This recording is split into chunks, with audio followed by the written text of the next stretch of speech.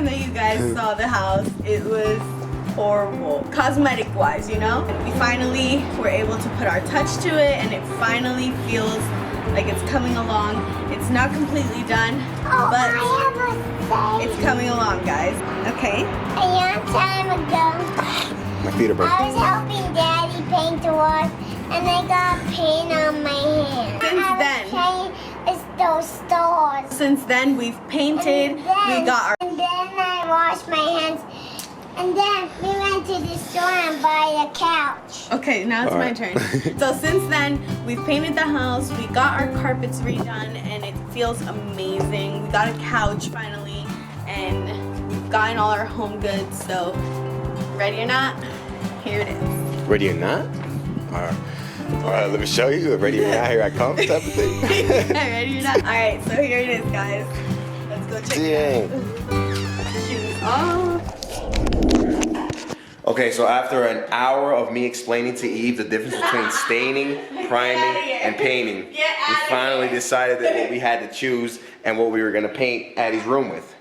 Okay, get out of here. First of all, you can't paint a room with stain, so clearly you can see who's the one that needed to be explained to. The whole price would have been like $250. So like I was looking at every single option, and I looked at it, and I was literally about to buy like a 18-inch roller, because I was looking at a lot of YouTube videos, and like the frame for the roller was like $20-something, and like the tray was like $10. Like the whole kit came for like $20 there. So really, we're gonna see at the end though what was really worth it. Oh yeah. You excited, Addie, to see your room? Yeah, but I won't paint my room. You can't paint your room, Addie. All right, we'll show you what to paint, okay? All right.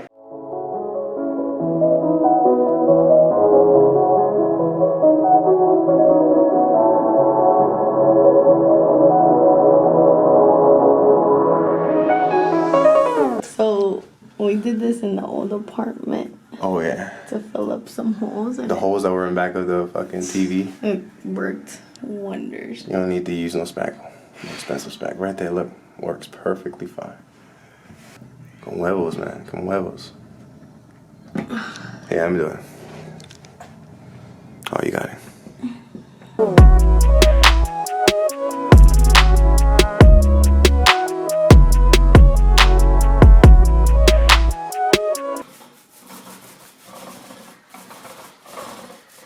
That's not a W. That's up and down. What are you doing? What are you talking about, dude? All right, relax now. Relax now. You should be nervous. So yeah, this is Augustin's second time in his life painting. The first time at my mom's house, like paint was dripping everywhere. But now I think he's got it. Augustin! What? What? Come on, dude. Stop fucking around, bro.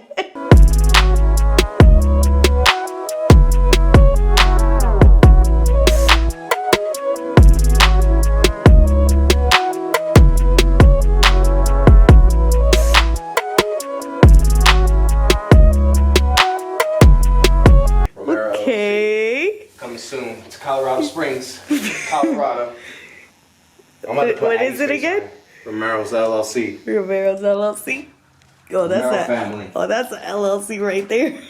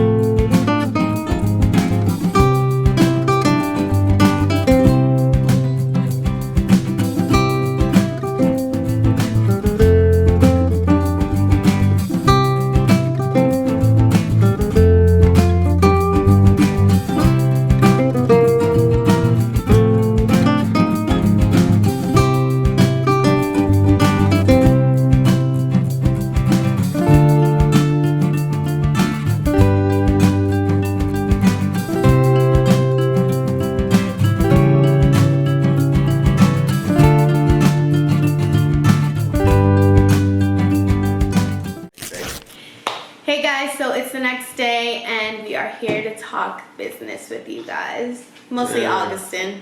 Business. I'm not talking business. We're just, Facts. yeah. Alright, so no, this video is just to share with you guys our first home buying experience using the VA loan. And basically we're going to share with you guys a few tips and mistakes to avoid when buying a home. Hopefully you guys find this information a little bit useful, because coming from us, like, we never really thought we were going to buy a home, and it didn't really cross our minds in the beginning. But as we lived on base or also off base in Alaska, we kind of want to have our own place, you know. Being that we did live on and off base, we were able to make this decision with a little bit more ease also. Yeah, definitely. So the first thing is it worth it?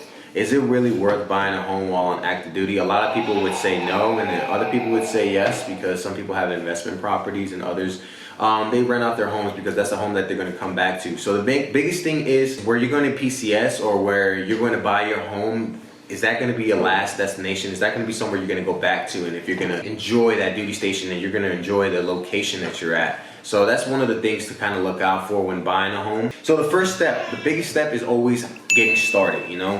How we got started was basically, I just Googled it, VA loan and VA loan lenders basically, and I found the Veterans United. So the Veterans United, you know, as you guys know, probably it's the most popular website for VA loans. When I went onto the website, I just basically filled out an application, quick application of where I live and the personal information to kind of, so they can pull your credit score basically. And from there, they'll pre-approve you for a certain amount, and you don't have to necessarily utilize that entire amount. As you guys know, you can kind of base your search off of that amount as well. Once you get that done, it takes about 24 hours to get in contact with a lender, and so a lender will email you and basically tell you what you've been pre-approved for, and they basically create a profile for you, and from there they basically send you a list of all the paperwork that you need. The biggest things that you guys want to that they're going to look for is your LES, your W-2s, your bank statements. Once all that paperwork gets submitted, the real estate agent will get in contact with you. They basically told us what we were approved for,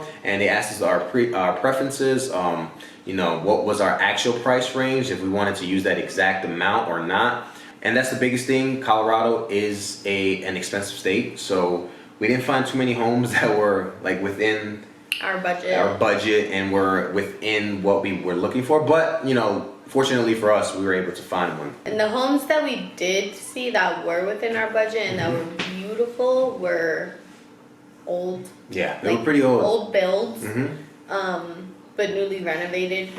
But that's kind of where we shied away. We were like, nah, it's too old of a house. You don't necessarily have to go with your first choice. They just gave me that as a recommendation, and they get in contact with lenders, multiple lenders. This is going to lead basically into the next step. You don't have to use one lender, so you want to do your homework. So that's what I didn't know anything about. I didn't know. I thought once you get pre-approved, you know, and your credit scores kind of ran, you can't really shop around because they're going to pull another credit score, and that's going to affect your credit score, which is going to lower it. And then in turn, it's going to lower your actual approval rate. Google search the different lenders and just basically see who gets the best rate. So with Veterans United, I was approved for a rate of 3.75. Not just with the rates, but you want to have an overall great customer experience with your lender and your real estate agent, who they basically work with. So when I got in contact with Veterans United, they kind of they didn't really get in contact with us. They didn't really communicate with us. You know, obviously they're busy, but you know, we didn't really feel that there was a true connection with them. You know, they didn't do much following up. You they know, didn't do too much following up. Our real estate agent that we chose to go with, like she would send us, you know, listings, or if she saw something, she'd be like, hey, I think you're gonna love this. You know, like it definitely fits your criteria. She just kept up with us a lot. She kept up to date. They kept up to date with the homes that were, you know, newly listed or homes that were already sold. So with Veterans United, their real estate agent basically gave us homes that were off the market, but they didn't update their profile. He even said, like, you can check on Zillow and whatnot. We you can check on Zillow, but then again, like you guys probably know that Zillow doesn't really have updated listings as well, because some of them might be off the market, so it takes a little while for them to even update that app. Yeah, definitely pick and choose your the right team for when you're buying a home, because again, this is your biggest purchase. This is going to be your investment. This is the largest purchase of your life, so you want to make sure that you have a good real estate agent behind you. You have a good lender that's giving you a great rate. you want to make sure that your real estate agent is on your side and is looking for your best interest. They're not basically working with the seller, because if they're working with the seller, they're looking for the seller's best interest and they're looking for their own best interest, obviously. At the end of the day, real estate agents have to make their money as well, but you want to make sure that they're looking out on what's wrong with the house, you know, things that they might want to sweep under the carpet. Also, when it comes to shopping for your lenders and stuff, you might want to also ask your real estate agent if they have any lenders that they work with, because the team that we worked with, PCS Pro Team, definitely had their own team of lenders that they worked with. I believe it was like 2 or 3 lenders that they worked with that were local, and they honestly helped a lot with that because we didn't have to do much searching, you know, and they were highly recommended lenders. Do your homework, guys. That's a mistake you want to avoid. Just do your homework. Don't settle for the first choice that you have. You know, like we said, the PCS Pro Team definitely helped us out, and we're going to put their link on the bottom of this video. You don't have to necessarily use that team. Like I said, search, do your own research. You guys know your best interest. You guys know how much you're willing to spend. Yes. For us, we wanted to keep the budget low because our closing costs were covered basically by the seller. They negotiated, our real estate agent was able to negotiate with them, and they basically agreed that they will be covering it.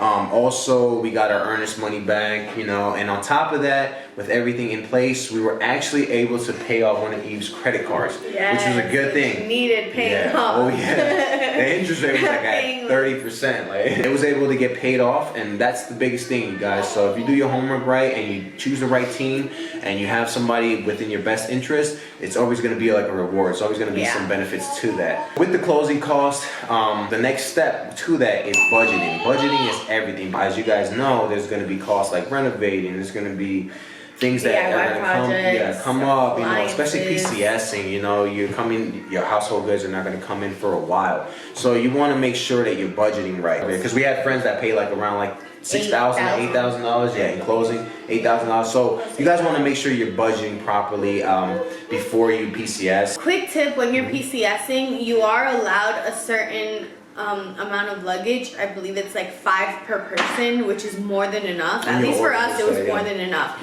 Literally just pack one full luggage with things that you know you're gonna want in your home right away. Like we packed air mattresses, we packed blankets because we knew like we weren't gonna have all that stuff here with us right away, and it was gonna suck like trying to sleep on floors, especially these carpets, which you guys saw are disgusting. Well, were disgusting. It'll save you a lot of money. I wish we could have brought some other things, because like maybe a pot or a pan, maybe like. Yeah, we definitely forgot the pots and pans because we were just so like rushed. Something quick that we could cook, because I had to end up going out to buy some things. So so that's something that will save you guys a lot of money. One of the mistakes I made was I was just budgeting for things that I knew that had to get changed, like the painting the whole house, carpets. And I didn't make room basically for our stove, appliances. So our stove had to get completely changed. The stove alone cost around like $600, $700 that we had to pay with warranty. So yeah, that had to get changed. And then the next thing was the washer. The washer that came with the home had to get changed. Another big thing that we wanted to look out for was washer and dryer was included within the home that we were buying, but unfortunately it was disgusting. It was full of mold. So that was like a whole nother like $500 that we had to spend. So luckily we were prepared, like I said, budgeting and having emergency funds. So another tip is, if you can actually do something yourself, just do it. Just do it, man. That was just YouTube it, man. Just YouTube it, because I was literally here about to pay almost $3,000 alone in painting the entire house. I had to actually YouTube how to paint a damn wall. So I did it, and then I found it took a little bit of time to get used to it, but I did it, and then it was really rewarding. Seeing the final outcome of it, it was definitely rewarding, and you know, something. And it's your house. And you got a great workout out of it. Oh yeah, I felt like I got ripped. I lost weight doing that. Like it was like that shit was beneficial actually. So that saved me about a couple $1,000s. I only paid around like $900 for entire supplies and everything we needed basically to paint the entire house. And I did it all on my own. Eve helped me as much as she could because, again, like we said, we had the kids with us, and you know, they were all over the place. You know, they didn't want to be left alone. Make sure you can save as much money as you can on doing projects yourself. So you guys want to make sure you're always budgeting smart. You're always making sure that you have emergency funds. Definitely look out for that, and when you're budgeting, and you want to make sure you're saving money. You're investing your money well. With that, you know, our last step was to finalize the home. Finalizing the home, you're gonna get so many paperwork, so much paperwork, signature after signature, but you wanna make sure you're reading the entire paperwork and saving every single paper.